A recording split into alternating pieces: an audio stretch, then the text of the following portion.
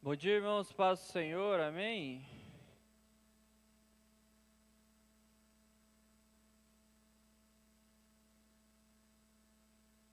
Cumprimentou seu coleguinha de banco já?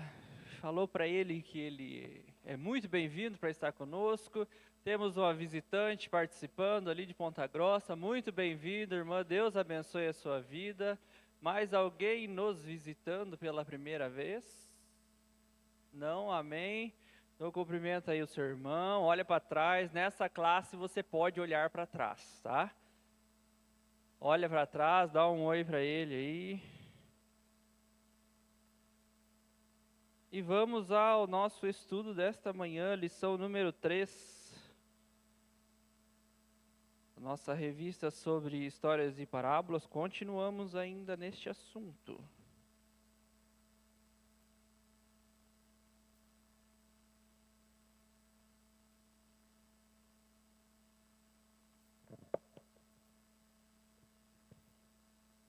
Atitudes de vigilância no aguardo do Senhor. O comentarista é o pastor Marcos Elias. Ele é pastor de uma das nossas igrejas em São Paulo, só não sei de qual, tá? Mas ele que traz o nosso comentário esta manhã, aquilo que nós vamos estar aprendendo, relembrando. O que eu tenho dito em alguma das minhas lições aqui é que um monte de coisa que a gente está ouvindo não é novo. Então a gente vai recapitular mais algumas coisas aí com respeito aos ensinos da palavra de Deus. E nesta manhã, atitudes de vigilância no aguardo do Senhor. Esse é nosso texto áureo, Mateus 25:13, um texto bem conhecido da palavra de Deus. Jesus falou essa frase aí e nós vamos repeti-la nesta manhã.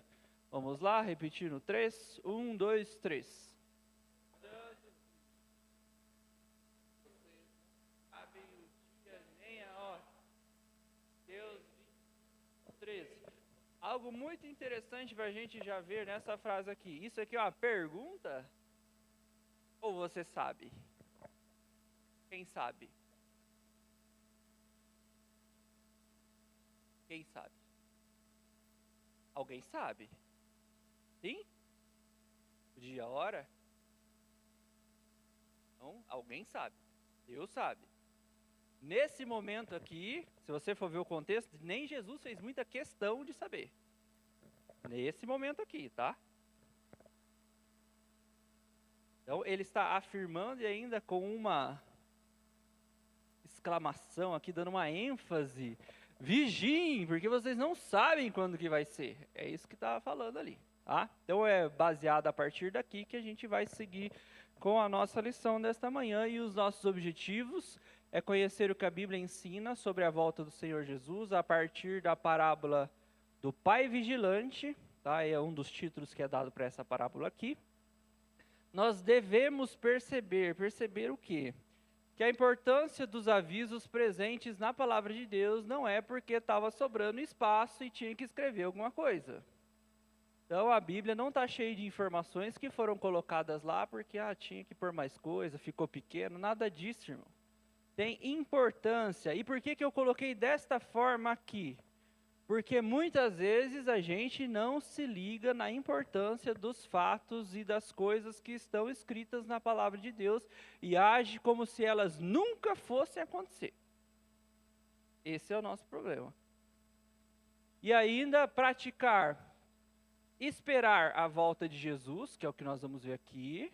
Esperar a volta de Jesus é uma prática que não é fácil de controlar. O que não é fácil de controlar? A espera, tá? Quem estava no culto de quinta-feira, levanta a mão. 3, 4, 5. Então, os 5 que vieram no culto de quinta-feira, ouviram o pastor Hélio, que era o nosso pregador de fora, falar de um jeito diferente, engraçado em muitas vezes, e ali às vezes do jeito dele, mas o que ele quis frisar muito na quinta-feira é que nós temos muita dificuldade em exercer paciência. Você lembra dessa parte? Então, a paciência na espera de Jesus também às vezes faz com que a gente disperse, não ter paciência. Faz com que a gente esqueça, já tem que esperar tanto mesmo, vamos dispersar aqui em outras atividades. Somos geralmente apressados e ansiosos. O que pode nos ajudar a vencer essas condições? Que condições? De ansiedade, de pressa. Com relação à vida, muitas vezes, e com relação a... Embora eu acho, hoje o contexto nos mostra, que as pessoas não são ansiosas e nem apressadas quanto à volta de Jesus. As pessoas são ansiosas e apressadas para um monte de coisa, mas para Jesus voltar, não tem pressa. Seguindo lá então, o texto que vai basear aí a nossa lição é Mateus 24, 42 ao 51, está aí na sua revista. Nós vamos ler de forma compartilhada, como a gente sempre faz, para que todo mundo aí que queira muito participar da aula, sim, quem lê o texto tem menor incidência de responder pergunta. Grave isso. Então, isso, é essa a linha de raciocínio. Vamos lá, vamos começar com uma irmã. Mateus 24, 42, uma irmã, depois um irmão, e a gente segue nessa ordem.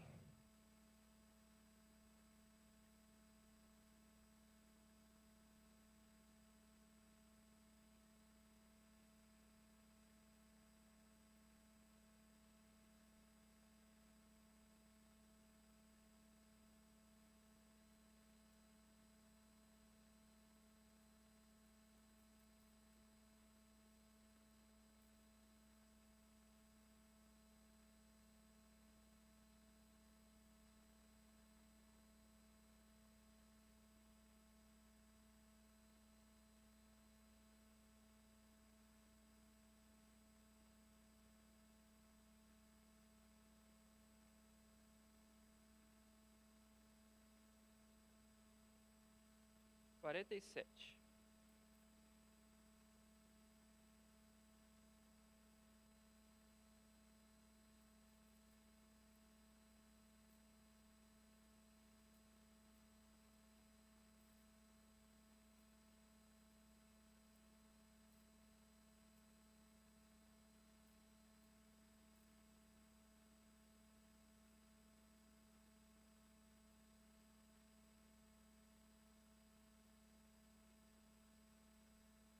Tem um irmão?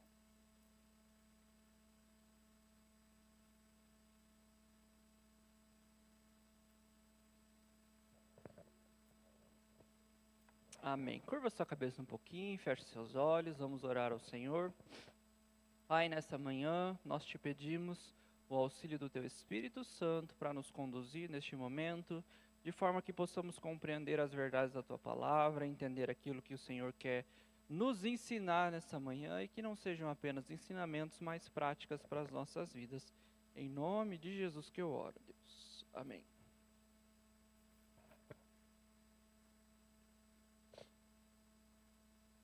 A segunda vinda de Cristo é um tema extremamente importante na escatologia bíblica. O que é escatologia bíblica? Recapitulando que a gente já aprendeu isso. O que é a escatologia bíblica?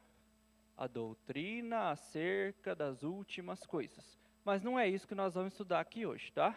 Nós não vamos entrar nesse lado de quando é, o que vai acontecer primeiro, o que é o que. Hoje não é o objetivo da nossa aula tratar disso. É um tema muito complexo, por vezes difícil, tem um monte de divisão doutrinária contra a linha de tempo e outras coisas. Nós não vamos entrar nisso hoje, tá? Portanto, deve ser estudado profundamente, permitindo que o Espírito Santo conduza a toda a verdade. Atualmente, através das redes sociais, que é o que o nosso comentarista colocou aqui, encontramos muitas pessoas abordando esse tema, e aí é o que a gente vai entrar em umas divergências para o estudo de hoje. Você vê, hoje, o acesso à informação é muito fácil, tá? Mas não quer dizer que você só acha informação boa, informação certa, informação verdadeira, não é verdade? Tanto que é uma das justificativas que o pessoal usa aí para o combate das fake news, porque tudo é muito livre e você não sabe o que é verdade e o que não é, então a gente tem que suprimir algumas coisas, porque a gente diz o que é verdade e o que não é. Aí fica a continuidade aí para sua casa, pensar sobre isso. Mas uma verdade que a gente tem é, se eu quiser hoje eu coloco um conteúdo na internet. Se a irmã Josi quiser, ela faz o mesmo, Juliana, Manu, hoje há essa liberdade de todo mundo, por exemplo, criar um canal no YouTube. Não tem restrição para quem quiser criar um canal e começar lá. Agora, irmãos, eu vim aqui falar sobre a escatologia bíblica. Bom, Jesus virá montado num disco voador. Essa é a minha linha de raciocínio sobre, e eu acredito claramente que um monte de gente é capaz de acreditar nisso. Tá? Porque eu posso fazer a minha paráfrase que um cavalo pode ser um disco voador.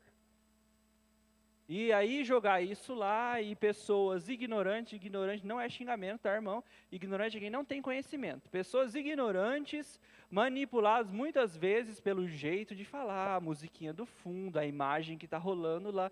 Gente, isso parece tão certo e verdade do jeito que esse rapaz falou ali. Eu acho que Jesus virá mesmo com os extraterrestres. Parece absurdo. Para quem? Para nós. Para nós isso é incrivelmente absurdo, que temos um certo conhecimento da palavra de Deus. Mas para pessoas ignorantes que não sabem nada de nada sobre Jesus e sobre os últimos dias, isso pode até fazer sentido. Então, baseado nisso, a internet, as redes sociais, pessoas têm manipulado muitas vezes as verdades da palavra de Deus, e agora eu vou falar algo que você ouviu já com certa frequência, é assim, não se preocupe muito com isso, Deus só está pensando no seu bem-estar. Deus quer que você seja feliz, você é o centro do coração de Deus, e por aí vai. Já ouviram coisas semelhantes a essas? Isso sim. Por quê? Porque é por aí que as pessoas vão trabalhando para que você seja alguém adepto àquilo que ela está ensinando lá. Para você seja um seguidor de um canal e dê o seu like e compartilhe o seu vídeo, porque daí vai espalhar e eu vou ficar rico. É assim que funciona. Essa é a regra da rede social, ali dos vídeos. As pessoas não passam horas do dia, irmão. Tem gente que gasta muito tempo, gasta horas do dia porque ela acha legal só. Não, ela tem um objetivo por trás daquilo. Além de achar legal, ninguém aperta lá monetizar. O que é monetizar o vídeo? Fazer com que ele gere retorno financeiro. Porque ela só achou legal, ela tem o interesse com aquilo. E muitas vezes esse interesse é explorado através da palavra de Deus com coisas erradas. Devemos ter muito cuidado e filtrar tudo o que se ouve com base na palavra de Deus. Então, se ouviu alguma coisa, ouvi lá um pastor falando, era um pastor de uma igreja, não o conheço, mas gostei muito da mensagem dele. Você termina e aplica na sua vida? Não. Você termina e vem para cá. Conferir, vamos ver se tudo que ele falou bate com o que está aqui. Bateu? Aí você aplica na sua vida. Aí sim, está certo. Por mais que você não conheça, mas se ele chegou e falou lá um negócio que não condiz com isso aqui, por mais lindo que seja, maravilhoso, incrível, foi só uma informação. Exatamente. Diante desses fatos, tem que ter muita importância, reveste-se de importância o estudo da palavra do Senhor na igreja, que é isso que nós estamos fazendo aqui. Em que congregamos e conhecemos a linha doutrinária e principalmente a liderança espiritual. E aqui a gente vai falar do quê? Você conhece qual é a linha doutrinária da sua igreja? Posso te fazer uma pergunta doutrinária? O que é a linha doutrinária? No que nós cremos. Como é que nós cremos? Vou dar um exemplo muito simples que está no nome da sua igreja. Por que a sua igreja chama Batista? Por quê? O que tem o batismo? Porque ela batiza, mas tem um monte de gente que batiza e não tem batista no nome. Isso. Então, isso é uma forma de crer. Nós cremos que o batismo bíblico ele é por imersão. A palavra batismo, você aprendeu lá no seu curso de batismo, significa imergir, afundar. Então, ninguém afunda nas gotinhas. Não estou criticando ninguém aí fora, tá? Só para você saber. Ninguém afunda em gotas. Então, a palavra batismo é afundar. Deu para entender? Então, isso faz parte de uma visão daquilo que nós cremos. Isso é uma coisa muito simples e bem superficial, tá? Só essa parte aí. Mas se você não conhece nem o que significa o nome da tua igreja, imagine o resto. Então, é importante que você esteja num lugar. E quando você já está e você conhece a linha e a liderança espiritual, quem é a liderança espiritual desta igreja? Pastor Eliezer. Isso. Essa parte a gente já desceu um pouco. Deus é a liderança espiritual, exatamente. Mas aí, falando de uma pessoa que está aqui conosco, não hoje, tá? Pastor Eliezer é o líder. Você conhece ele? Não, nunca vi falar desse senhor. A irmã lá de Ponta Grossa, já ouviu falar do pastor Eliezer? Então, se a irmã lá de Ponta Grossa, da igreja da Nova Rússia, é isso? Já ouviu falar do pastor Eliezer, conhece? O mínimo que você é daqui é conhecer a liderança da sua igreja, tá bom, irmão? Eu estou falando tudo coisinha básica, daqui a pouco o negócio esquenta. Aí, há um espírito, então, de engano permeando o povo de Deus. Isso não é de agora, tá? Que Satanás trabalha com engano, com troca de informação, muda ali o sentido de uma das coisas que pode mudar completamente a maneira como você vai entender o evangelho, entender a vida cristã e achar que às vezes as coisas que estão escritas na Bíblia nem é tão desse jeito assim. Tá? E isso começou, olha só como Satanás ele é bem criativo. Ele começou no jardim do Éden com essa estratégia. Ele chegou para Eva e falou o que para Eva? Não é bem assim. E hoje ele chega no seu ouvidinho e fala o quê? Mas não é bem assim. E você, é verdade, né? Não é bem assim. Olha lá, olha para Eva. O que aconteceu depois da Eva? Tragou tudo.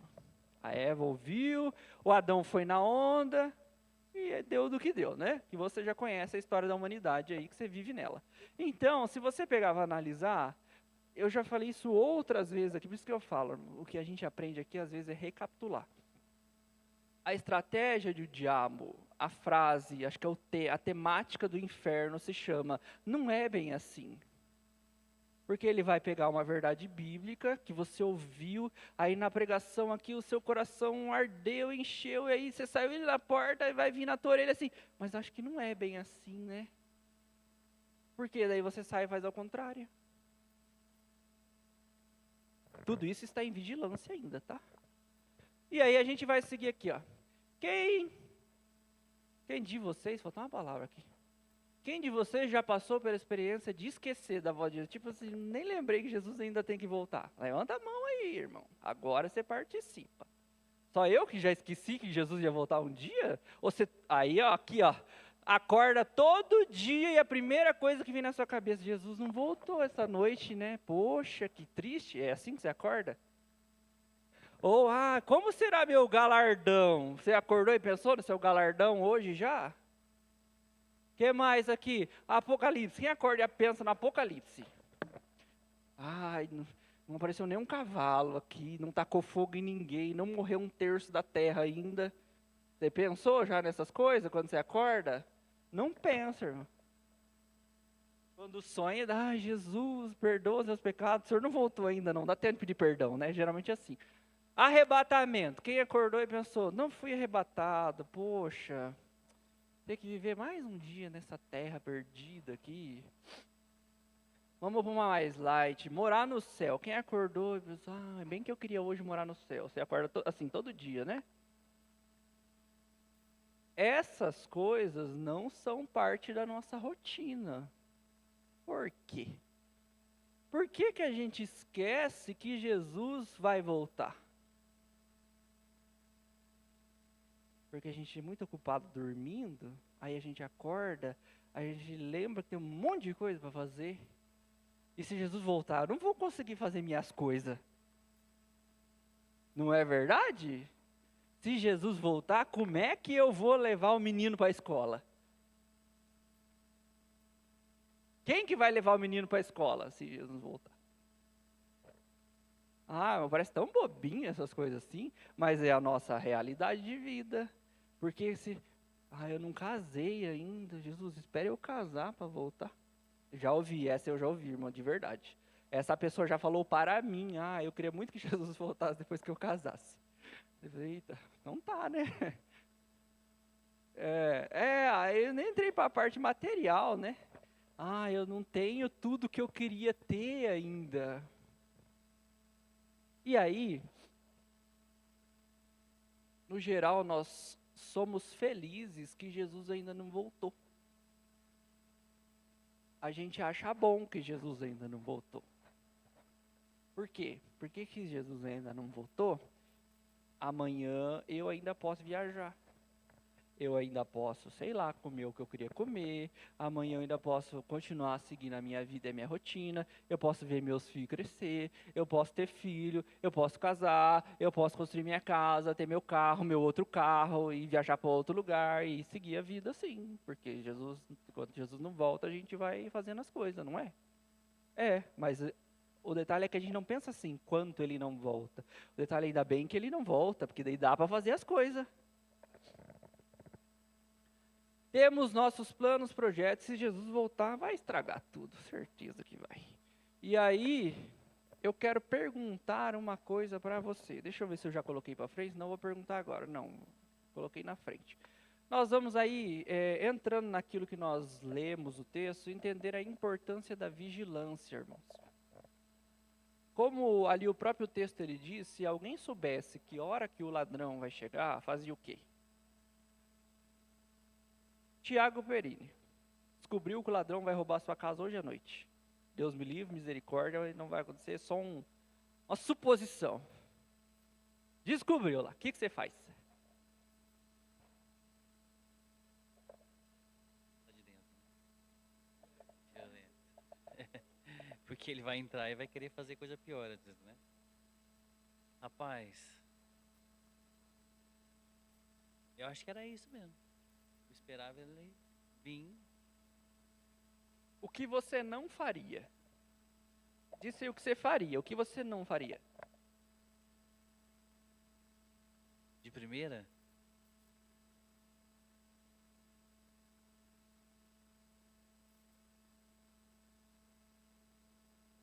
Eu acho que eu chamaria a polícia então antes. Chamaria. O que eu não faria então? Acho que eu não dava uns tiros nele primeiro, né? Fazia o L pra ele, não, mentira. Eu acho que era isso, eu não evitaria o máximo de contato, eu acho que... O ladrão vai na sua casa hoje, você sairia de casa? Não. Deixaria a porta aberta pro ladrão? Vou ajudar, né? Porque pelo menos ele não estraga a minha porta, né? Não, deixaria tudo fechado. Isso se chama o quê? Vou falar.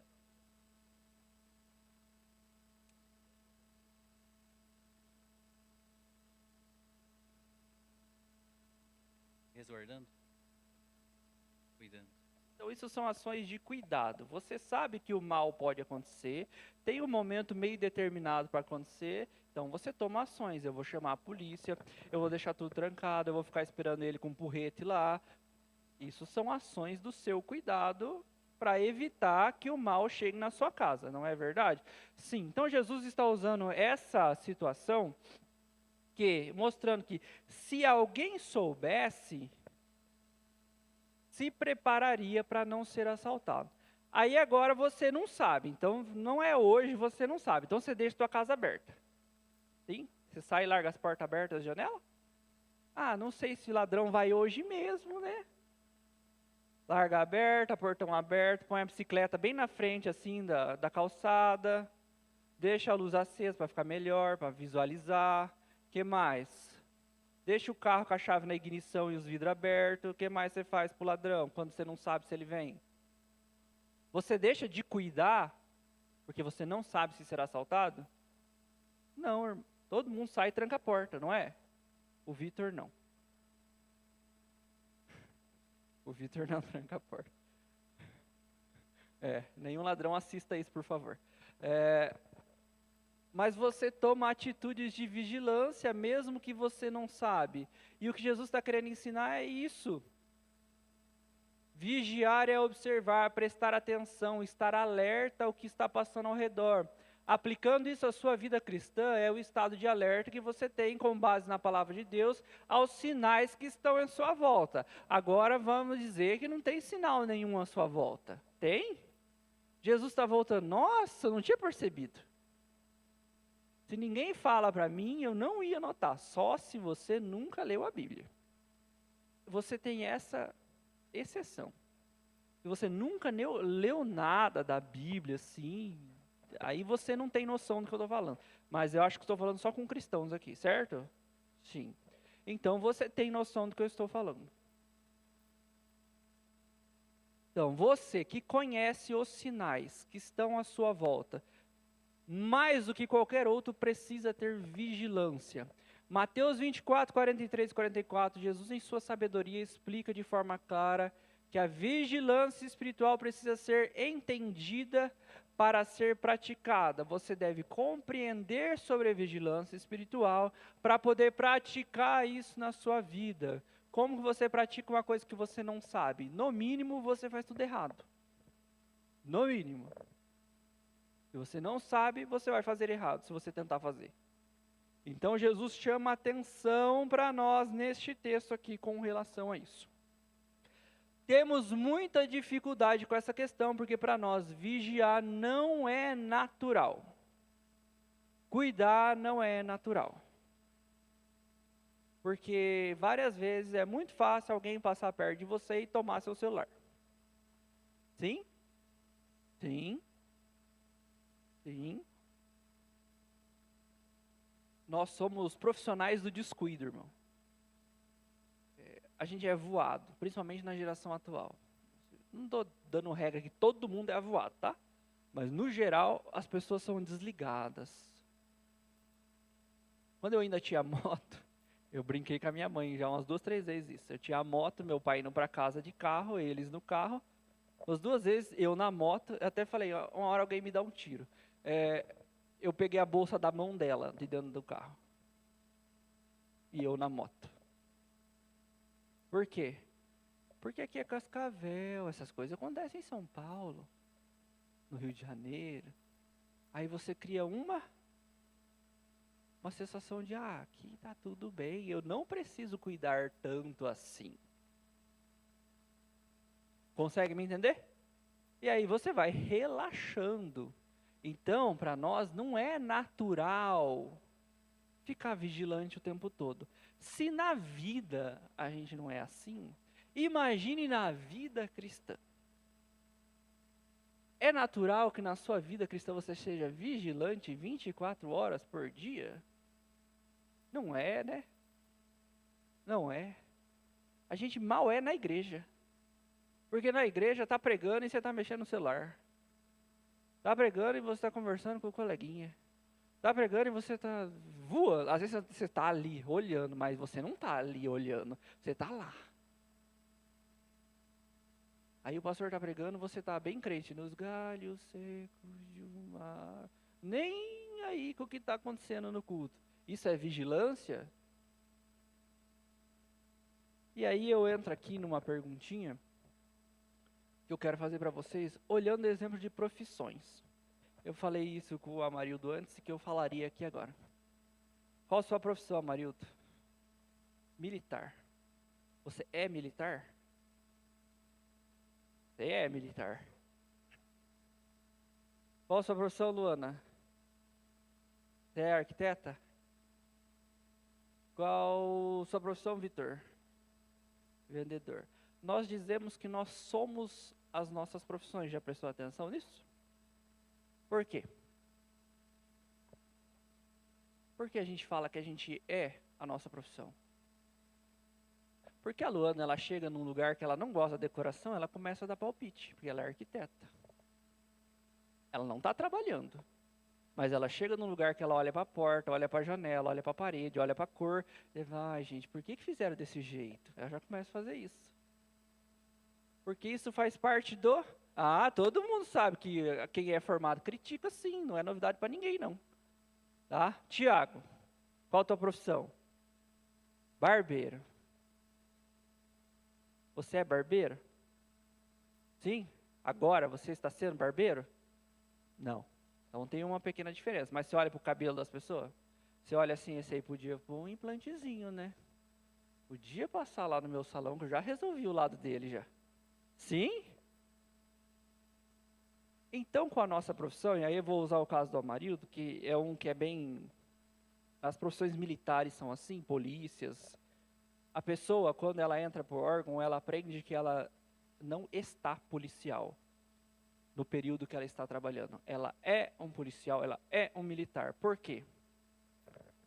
Porque mesmo que o militar esteja de folga e ele vê algo errado acontecendo, ele tem obrigação de intervir, mesmo de folga. Se na sua profissão é dessa forma, se na sua profissão você chega nos lugares e começa a dar pitaco, se na sua profissão você olha a cabeça das pessoas e dá palpite nos cabelos, se na sua profissão de vendedor você olha e acha que o cara podia te dar um desconto, mas ele não deu porque ele queria ganhar mais comissão, se na sua profissão você olha no mercado e vê que está errado o jeito que a pessoa está fazendo porque você sabe fazer melhor, você é aquilo que você se formou, aquilo que você estudou, aquilo que a vida te ensinou a ser. Por exemplo, Derli trabalha na área da saúde. Vê alguém passando mal, não é meu horário de trabalho. Deixa que morra? É assim? Não. E aí, por que na vida cristã a gente tem as pausas de ser cristão? A gente é cristão no horário do culto, né, irmão? Aí chegou no trabalho, aí não precisa nem chegar no trabalho, né? Daí você acorda de manhã, bate o dedo na quina, porque você é descuidado mesmo, não é culpa do diabo, tá? Você bateu o dedo na quina, você só não prestou atenção, e aí já xinga a quina. Você deu uma pausa de ser cristão para expressar o teu sentimento de dor ali. Isso que Jesus está falando de ser vigilante é uma aplicação para a sua vida cristã. A gente não deixa de ser cristão.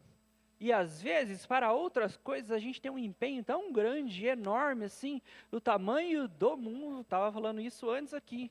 Porque se precisasse o superior do Amarildo ligar para eles, tem que vir no quartel agora. Ah, mas por quê? Nem pergunta por quê, né? Só tem que ir, né?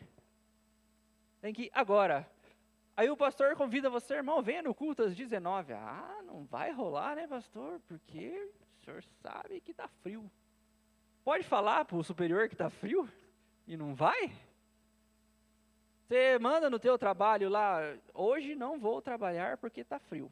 Se o seu chefe oferecer, esses dias o chefe da Luana ofereceu, gente, está muito frio, vamos trabalhar de casa. Ela deu uns pulos lá em casa, de alegria. Mas ela falar, eu não vou porque está frio? Você tem coragem de falar para o teu chefe um negócio desse? Tirando uma geração nova aí, que eles não têm filtro, não têm noção, que para mim isso é falta de noção. Você que é educadinho, assim, tá, que nasceu, né, que crente, que leva as coisas bonitinhas, você chega pro teu patrão e fala, eu não vou porque tá frio? Não faz, né, irmão? Você não faz. Mas para Deus você faz. Deus, eu não vou porque tá frio. Para Deus você faz. E na cara de pau assim. Aí você fala, mas Deus é pai. Você não faz para o teu pai. Eu duvido que teu pai falasse, você tem que ir para a escola. Ah, pai, não vou porque está frio.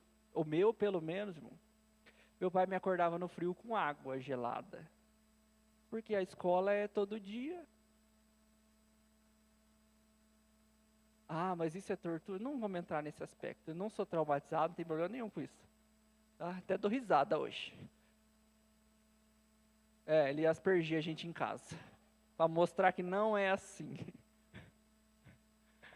Mas, gente, a gente tem princípios, vamos colocar dessa forma, com as nossas coisas, mas a gente não tem o mesmo equilíbrio, vamos usar essa palavra também, com as coisas de Deus.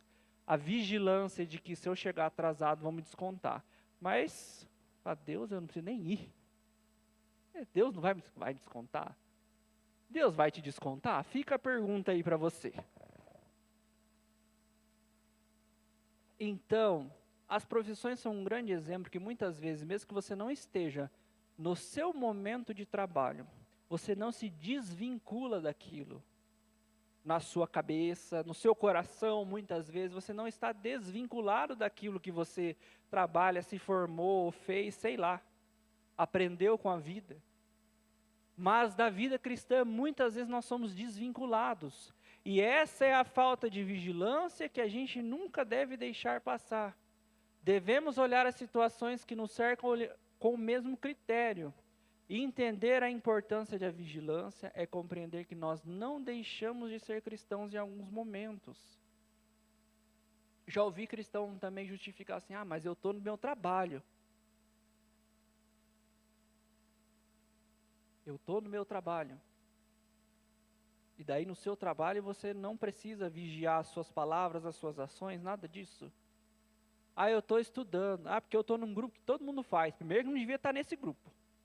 Se todo mundo faz errado, você está fazendo o que lá? Se não estiver evangelizando eles.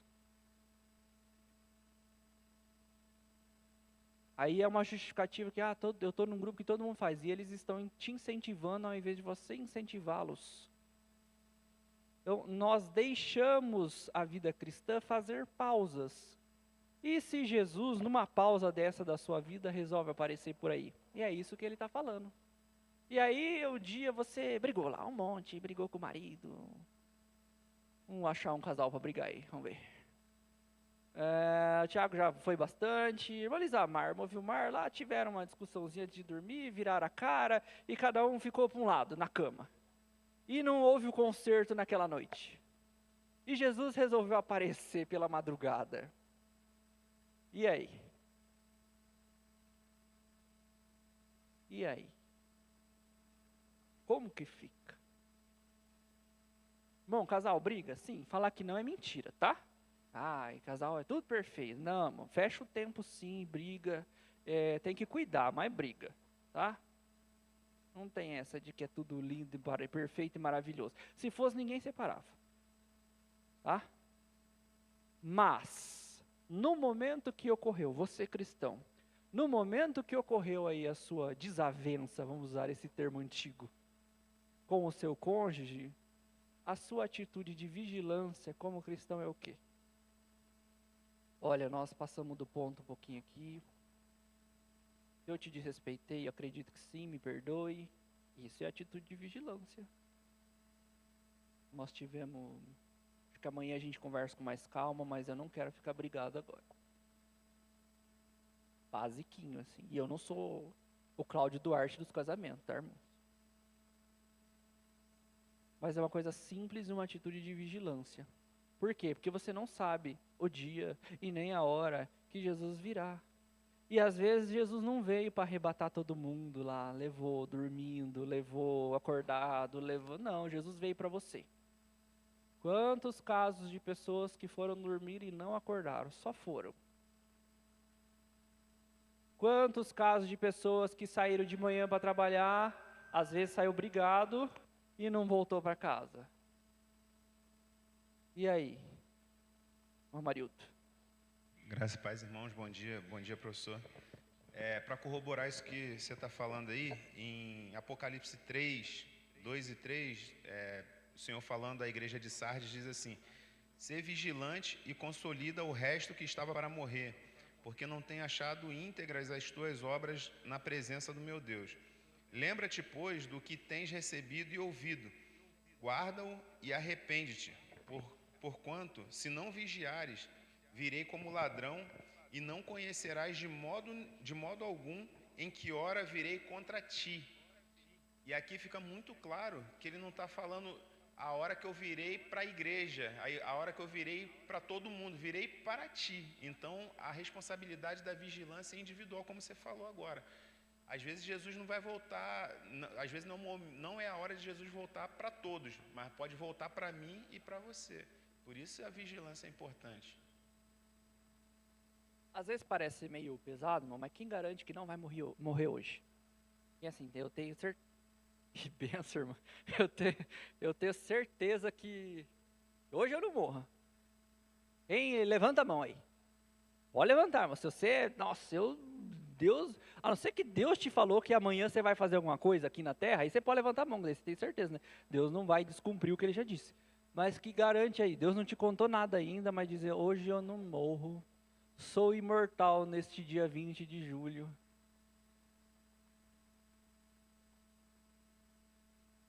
Ah, só gente idosa que morre. Sim. Fique um dia na frente do hospital, você vai ver se é só gente idosa que morre. Ah, mas é porque a gente sempre vai achar um monte de justificativa para justificar o injustificável. Essa que é a coisa. Mas Jesus está nos ensinando, aí o texto que o irmão leu, ele é bem claro nisso, assim, há certas coisas sempre, porque para você pode ser que não seja o mesmo horário do outro. O horário de todo mundo, se fosse igual, eu chamava a volta de Jesus. Como até então não é, e a gente não sabe, eu não sei nem o meu, nem o seu, tem gente que a gente acha assim, tá tão mal, vai morrer amanhã, não morre. Tá tão mal, vai morrer amanhã. Aí o outro, tava tão bem hoje e morreu. É assim que funciona a vida. Então, a atitude de vigilância, aí é o que nós vamos, é uma perguntinha para você aí. Como é que você tem agido contemplativo e passivo? Não é porque a palavra é bonita que é bom, tá? Você tem estado contemplativo. O que é o contemplativo? É o que eu falei, que só fica brisando assim. Né? Que mundo incrível. Jesus voltar, não acontecerá.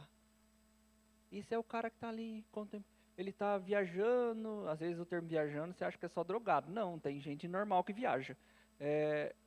Fica ali viajando. O que é o passivo? É quem não está fazendo nada. O ativo é aquele que tem iniciativas. O passivo é aquele que só espera.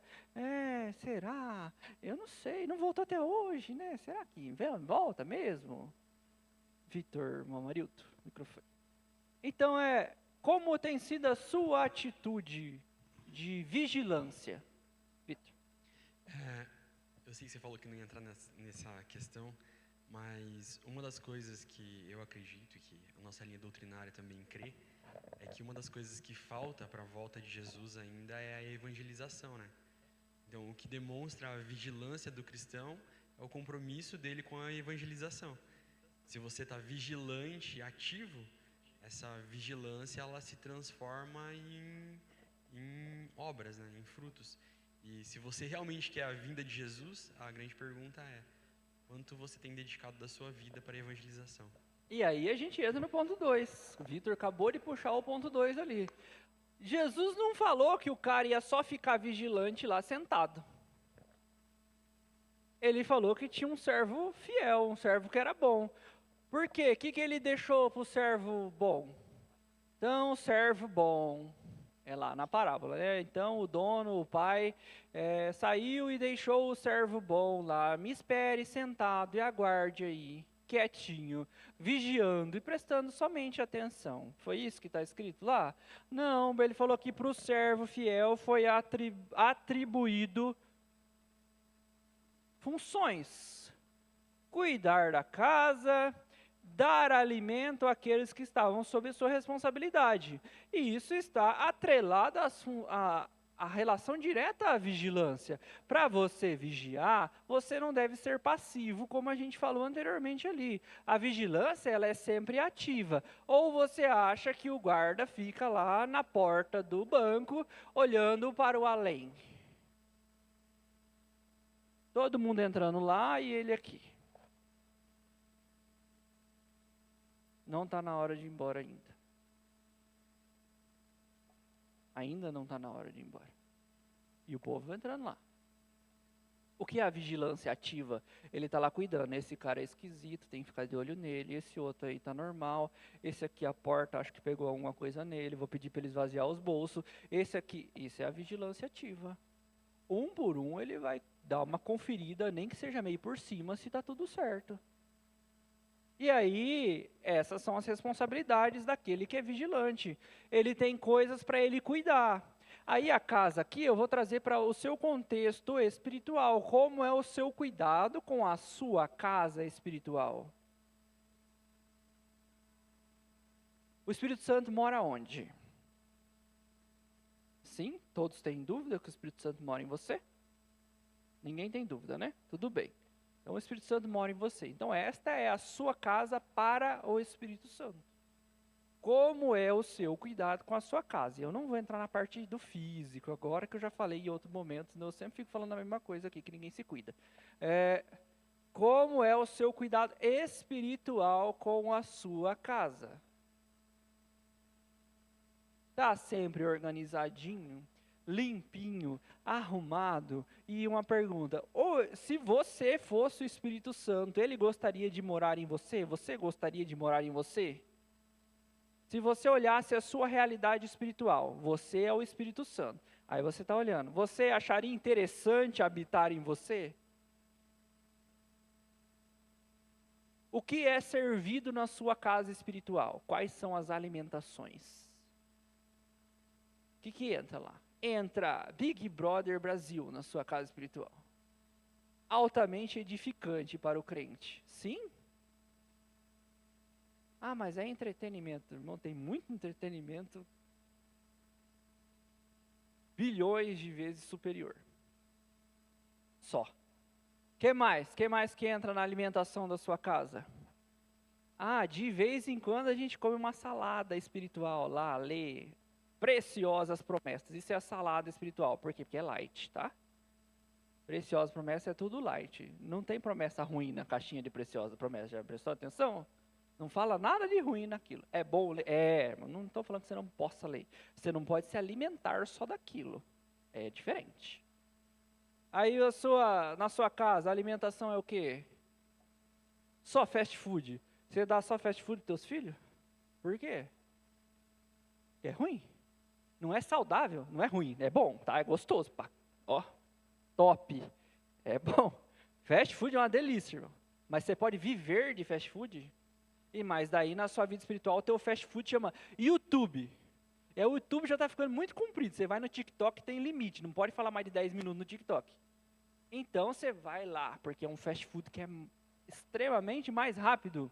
E qual que é a nutrição disso para a sua vida?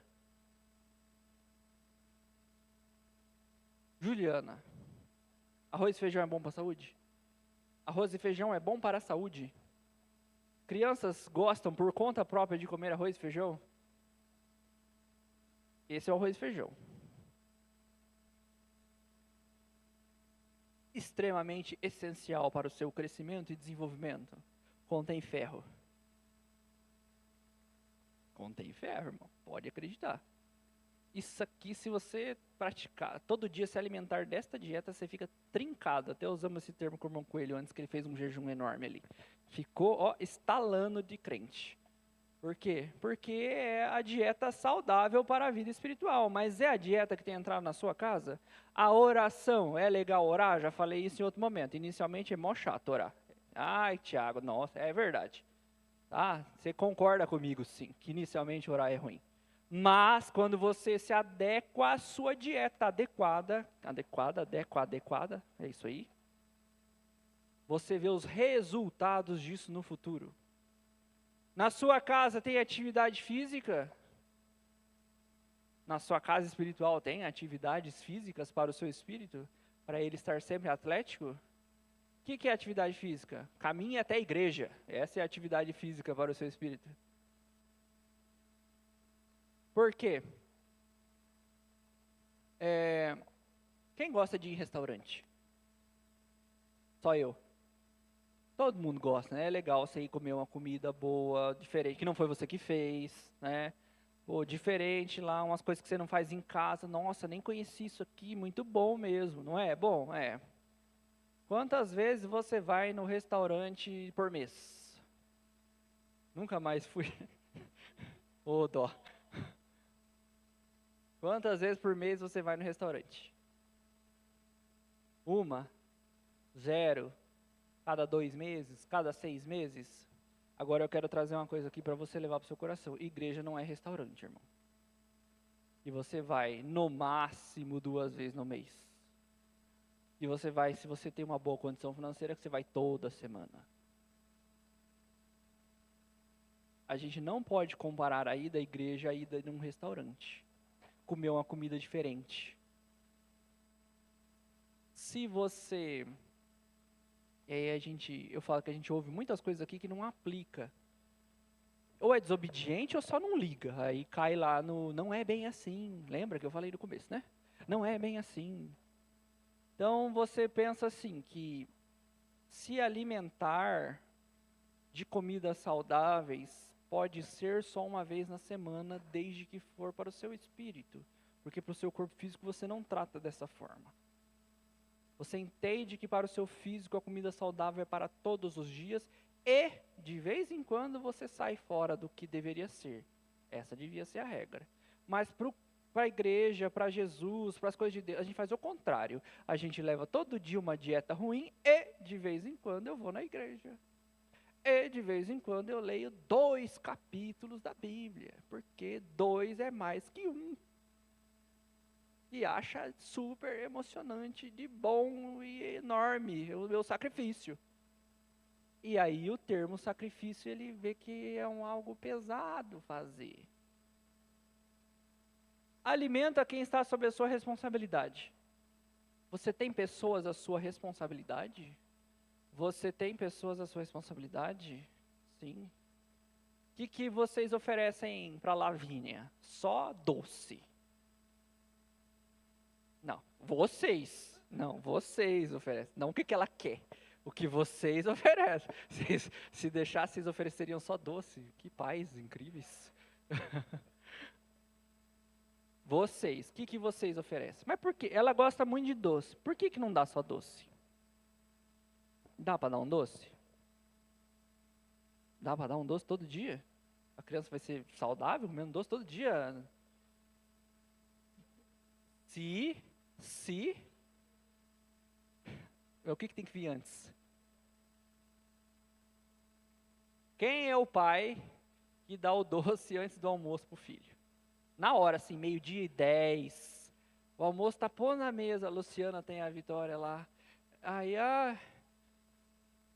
Vitória, por que você não come a sobremesa primeiro? O chocolate, senta aqui. Depois a mãe vai dar um arroz e feijão. Ela vai olhar para a tua cara assim, tem alguma coisa errada acontecendo nessa família. Não está normal. Por quê? Porque você insiste naqueles que você tem a responsabilidade de que eles devem ter uma alimentação saudável, não é? Mas espiritualmente a gente não liga muito. Por quê? Porque como é o seu cuidado espiritual com aqueles que estão sobre a sua responsabilidade, abaixo da sua responsabilidade. Mas eu não tenho filho, mas você tem alguém que eu garanto que olha para você e se espelha em você, e se fizer errado vai usar você de exemplo. É o filho que você tem a responsabilidade de cuidar da vida espiritual do seu filho também, até ele ter uma certa idade. Depois ele vai por conta, mas é igual criar uma criança. Inicialmente você tem responsabilidade com ele, porque senão vem qualquer um, bota uma abobrinha na cabeça dele, ele chega em casa, daí ele bate boca com você, que ensinaram para ele que Jesus não chama Jesus, chama Genésio. Embora seja um exemplo muito tonto, bobinho, as pessoas estão ensinando coisas tontas para as crianças e as crianças estão vindo argumentar com os seus pais coisas tontas, porque os pais não estão tendo a capacidade de ensinar do jeito que é certo.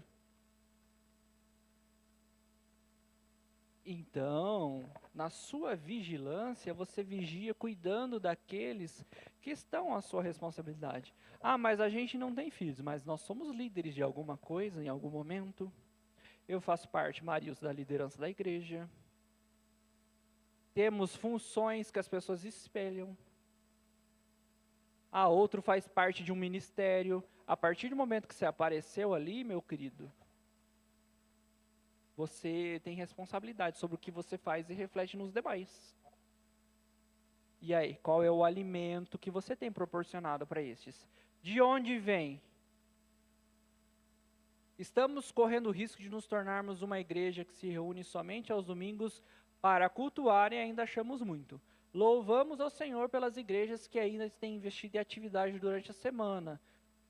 Pequenos grupos, momentos de oração, cursos para crescimento, cultos semanais e outras coisas. Isso tem proporcionado maior comunhão, evangelização, que é o que o Vitor citou ali. A gente não está aqui esperando o tempo passar para Jesus voltar.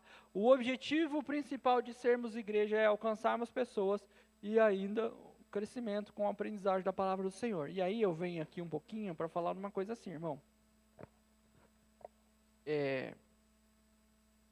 Semana passada, e aí eu falo assim, a gente não come só uma vez por semana. Isso aqui é a maior relação que os pastores fazem, que todo mundo faz, pra você vir na igreja, né? Você não come só no domingo de manhã, você não come só no domingo da noite, mas não faz diferença. Porque senão as pessoas vinham mais à igreja. Sim, tá?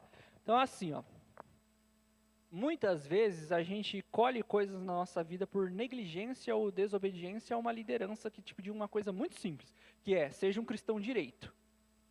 Está errado o seu líder falar para você que você tem que ser um cristão de verdade? Se ele não falar isso, você troca de igreja. Porque daí o que ele está ensinando não é bíblico. Tá? Então, quando o pastor fala para você, irmão, não venha só na ceia e de noite dê um perdido. É porque ele não está querendo, eu preciso da igreja cheia para manter a audiência. Tanto faz a audiência. Falar pelo Ministério de Louvor. Se tiver 2, nós temos que ensaiar do mesmo jeito. Sim. Se tiver 150, é do mesmo jeito? Sim. Talvez o volume do som vai modular pela quantidade de pessoas, só.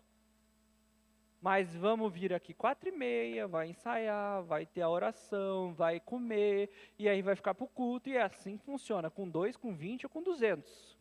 Então, a quantidade de pessoas não interfere no que já está programado para acontecer no culto dentro do que se programa, tá? A gente não programa Deus agir, a gente programa as atividades e Deus age a partir disso. Mas o que eu quero te mostrar? Que quem ganha quando há o esforço, vamos colocar aí que você se esforçou para vir à igreja, não é o pastor, não é o ministério de louvor, não é, sei lá, quem você pensa que está ganhando por você estar aqui. Quem ganha é você. E aí você vê a insistência dos seus líderes. Eu vou usar a semana passada, porque semana passada foi um negócio bem legal, eu vou dizer bem legal, né? Bem legal o que aconteceu. Que hora começa o culto de domingo à noite? Culto de domingo à noite é o culto mais concorrido da igreja, sim? Sim, é o culto mais cheio, isso é concorrido. Culto mais cheio de domingo à noite, sim. Aí tivemos ceia no domingo pela manhã, sim? Sim. A ceia estava cheinha? Estava. Você veio na ceia? Sim. Amém? Você veio na ceia, né? Se não veio, depois você fala com o pastor. Você veio na ceia. Aí o pastor falou assim, irmão, boa semana. Boa semana não, porque ele não fala isso no domingo de manhã, né? Irmão, bom domingo, venha para o culto de 19 horas, temos uma palavra para a sua vida, e foi abençoado, e não sei o que, e Deus me entregou, e vai ser uma bênção para você. Entenda que ele não falou vai ser uma bênção para mim. Vai ser para você. Domingo passado, 18h57, que hora é isso? 6:55 da noite. Tinham 19 pessoas na igreja. Até brinquei com alguém, acho, do louvor. Hoje o negócio vai ser diferenciado aqui, ó. Começou animado. 19 pessoas. 6:55. É que o culto é às 7. Mão do céu. Se usar essa justificativa para mim. Aí beleza, até 7h15 foram enchendo-se os lugares. Mas porque não desconto se chegar atrasado, né? Por isso. Muitas vezes a gente é negligente com as oportunidades e a gente fica orando pela igreja perseguida lá. Irmão, nem ore pela igreja perseguida, você não dá valor para a sua. Porque a igreja é perseguida. O Amarildo falou, a perseguição vai chegar no Brasil logo, tomara, que Deus crente vem para a igreja. Talvez é isso que falta para despertar alguns. A gente não dá valor quando pode, a gente só dá valor no que não pode. É o doente. Agora você não pode beber água. Eu queria tanto beber água, daí fica todo dia, quero água, quero água, quero água. Aí quando podia beber água, bebe o quê? 150 ml por dia de água. Porque o corpo está lá chupado, já tribuchando água. Aí vai lá dar um copinho. Porque está frio, não bebe. A pandemia, eu não gosto de ir, daí tá lá na casa, eu queria tanto ir na igreja, aí agora pode de novo, e não vem, é assim que funciona. Jesus enfatizou que o servo ficou feliz, está lá escrito, ele ficou feliz quando voltou e viu que ele tinha feito as coisas. Ele vai ficar feliz quando o dono da casa vier e ver que ele estava lá trabalhando. Quem ficou feliz? Não foi o dono, não. Foi o servo que ficou feliz quando o dono veio e viu que ele estava trabalhando. E aí, você vai ficar feliz quando Jesus vier e ver que você não está fazendo nada? Ou vai ficar feliz quando Jesus vier e ver que você foi um cristão nota 9.4? Que 10, irmão, é tenso ser 10. Num tempo acelerado, diversas atividades que mais podemos realizar a fim de oportunizar nossos irmãos momentos de estudo bíblico e oração. Eu vou falar que a gente não precisa criar coisa para fazer. Precisa vir nas que tem. Tá? Às vezes as pessoas querem inventar mais coisa. vamos criar um novo momento de oração. O da terça não está cheio ainda, irmão. Nem, muito menos o domingo das 18. Então, por que criar mais um? Para ser mais um vazio? Não. Existem muitas atividades já. A partir do momento que nós estamos vendo as nossas atividades andar a desenvolver, a gente cria mais. Seguindo, vamos lá, rapidinho. O servo mau, estou acabando. 3 minutos. Tinha o servo mau também. O que o servo mau fez? Ele fez o que nós fazemos. Basicamente é isso. Também encontramos, a figura do servo mau. Revela seu caráter em atitudes que prejudicam seus conservos. Meu Senhor demora. Jesus não vai voltar mesmo. Eu posso ficar aproveitando a minha vida, comendo e bebendo em más companhias, em boas companhias também. A maldade chegou em seu entendimento espiritual a ponto de não perceber que o Senhor poderia voltar a qualquer momento. E essa é a nossa realidade. Infelizmente, a gente se encaixa mais nessa daqui do que na outra. A gente gosta de comer, beber, não vou no culto porque eu vou no churrasco. Não vou no culto de novo porque eu vou ver não sei quem. Não vou no culto de novo porque eu tenho esse evento. Eu não vou no culto de novo porque minha mãe. Não vou no culto de novo porque meu pai. Porque o Vitor se tornou pai essa semana. Parabéns para o Vitor. Está vivendo a experiência nova da vida dele aí. Onde o Vitor está agora cedo? Está ruim? Não estou falando da lição, né? Falar da lição. Estar aqui, está ruim? Está doendo? Tipo, ai meu Deus, eu tenho um filho agora, recém-nascido. Uma coisa que eu pensei na hora... mas quem pariu foi a Cristiane, então o Vitor está aqui não é problemático. Quem precisa descansar? É a mãe, certo? Sim. A mãe tem que se cuidar? Sim.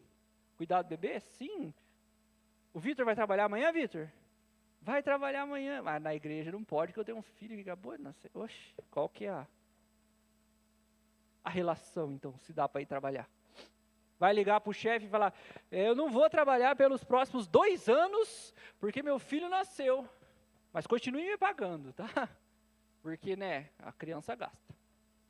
Mas, pastor, porque o senhor tem que ver, e eu não estou dormindo à noite. Eu acho, irmão, quem aqui era desses que gostava de sair à noite, quando não era cristão? Levanta a mão. Gostava. Pode levantar, mano. Não é pecado falar que fez, não, tá?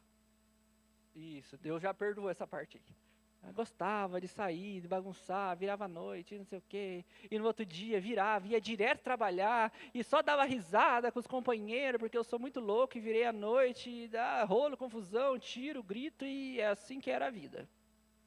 Mas daí, se dormir mal na noite, não vai na igreja, porque, pastor, o senhor tem que ver que... O pastor até vê, irmão. Tá? Ainda que o pastor é mais gentil, ele é mó queridinho com os irmãos. É? Sim, o pastor é. Trata que é uma beleza. Mas e daí como é que fica a questão do seu relacionamento com Deus? Aí Jesus pensa assim, mas eu fui lá e morri na cruz e você dormiu mal, não dá? Na noite que Jesus morreu na cruz, ele dormiu mal? Está escrito lá, não, essa é suposição? Não é não, está na Bíblia. Na noite que Jesus morreu, no dia lá que Jesus morreu, a noite anterior, ele dormiu mal?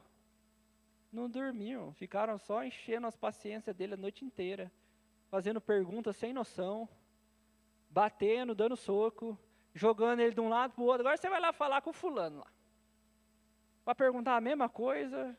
Agora você volta lá e fala com o outro. Agora você tem que ir lá falar com não sei quem. Agora você volta aqui no primeiro, que é ele que tem que resolver teu problema. Daí ele podia pensar, Pilatos, dá uma folga hoje, que eu não dormi essa noite, me deixa mais crucificado aqui uns 3 dias. Que daí eu vou estar mais recuperado, né? Eu não vou salvar esse povo hoje não, porque eu não dormi bem essa noite, viu? Acho que ele deveria ser levado em consideração isso aí, na minha execução. Consegue entender onde eu quero chegar, meu querido? Eu levo para um lado um pouquinho menos, para ser mais descontraído, né? Falar que Jesus não dormiu na noite que morreu. Mas para você entender que sacrifício inclui fazer mais sacrifício. E quando a gente não faz, a gente se encaixa nisso aqui. Bater nos seus conservos. Às vezes o nosso bater não é físico, às vezes é. Tem cristão que ainda é físico. Mas às vezes a gente está. Devíamos ser bons exemplos e a gente só é mau exemplo. Isso é uma forma de agressão àqueles que estão chegando e começando. Hoje, um novo convertido pode se espelhar em você, irmão? Com certeza, sim. Ele pode olhar para mim e falar que eu sou um exemplo de vida cristã, que eu demonstro o amor de Deus? Pode. Se não, está batendo nele. E ele é um conservo seu nessa situação. Ele está ainda passando por algo que você já passou. E você deveria cuidar dele. Realiza atribuições de forma negligente e irresponsável. Não falta exemplos de cristãos que desprezam o próximo, enganam e se acham superiores na justificativa de uma falsa espiritualidade. Ah, eu não falo. É igual o fariseu, não me misturo com o pecador. Por quê? Porque eles são pecadores e eu sou santo. Ah, eu não, porque esse irmão, olha, ele é. Não, e eu preciso me santificar, porque eu participo do ministério de louvor. E louvor é um lugar santo, onde só a santidade habita. E a gente entra nessa vibe. E isso, é bem isso mesmo. Essa é essa mesmo. É bem essa vibe aí mesmo. E a gente se julga numa condição que inferioriza o outro e por isso a gente não tem o cuidado que deveria ter. E quando somos assim, somos servos maus. E ainda, comer e beber com os beberrões. Existe a ideia de que o servo não se preocupa com os cuidados da casa e sim uma vida onde possa desfrutar prazer. Tem algum lugar na Bíblia que diz que você não pode ter prazer? Não tem.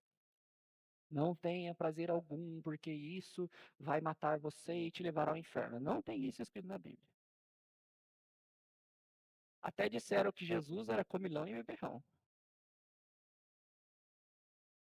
Mas aí eu sempre enfatizo, chamaram Jesus de comilão e beberrão. Mas quem foi Jesus em todo o seu contexto? Então quer dizer, não estou falando nada, você pode ou não pode, não vá para esse lado. Você é uma pessoa que entende o que eu estou falando. O que eu quero mostrar? A vida não é só prazeres, desfrutes, e Jesus não volta mesmo, enquanto isso a gente come, bebe e se delicia com a sobremesa de domingo. Não é só isso. Se a sua vida for só isso, aí você é um servo mau. Aí eu entro em mais um ponto e eu vou finalizar com isso. Se para qualquer coisa você precisa do prazer, aí você também é um servo mau. Porque eu vim no culto e não senti nada.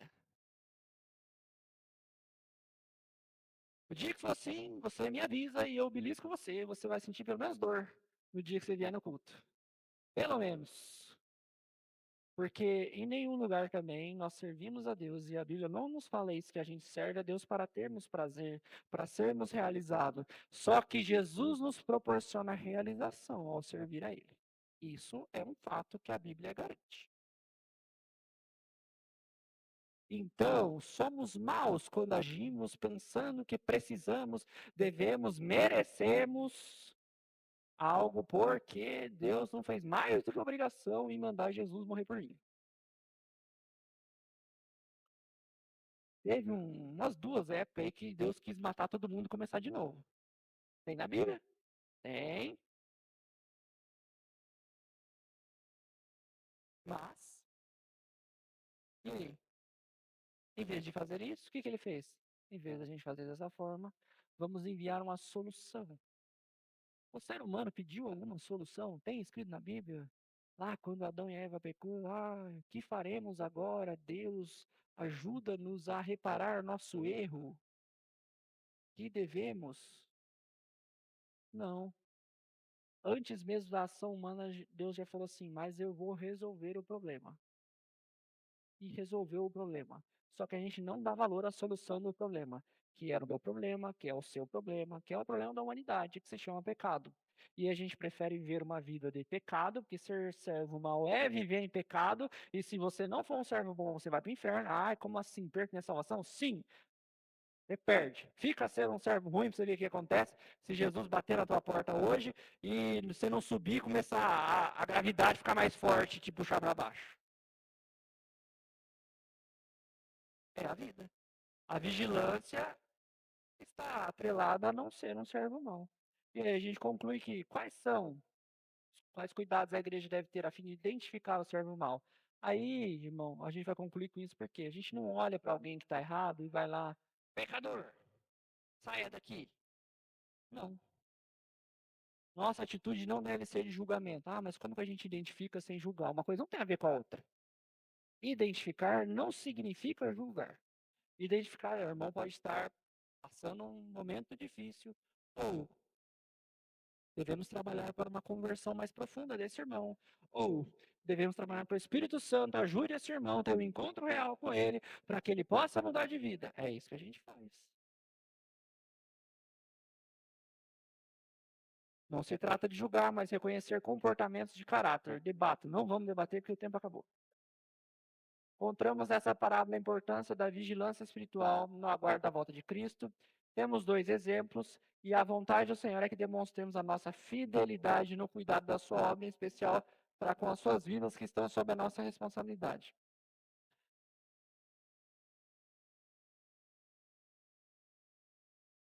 Vir para a igreja leva para o céu? Finalizei. Tem gente dentro da igreja que vai para o inferno, tá? Essa é uma realidade. Não estou falando daqui, nem de igreja nenhuma X, mas no geral é. Estar na igreja não garante a sua salvação. Mas todo o salvo quer estar em comunhão com o corpo de Cristo. Isso é um fato. Se isso não é um fato para a sua vida, repense um pouquinho como você tem levado a vida cristã.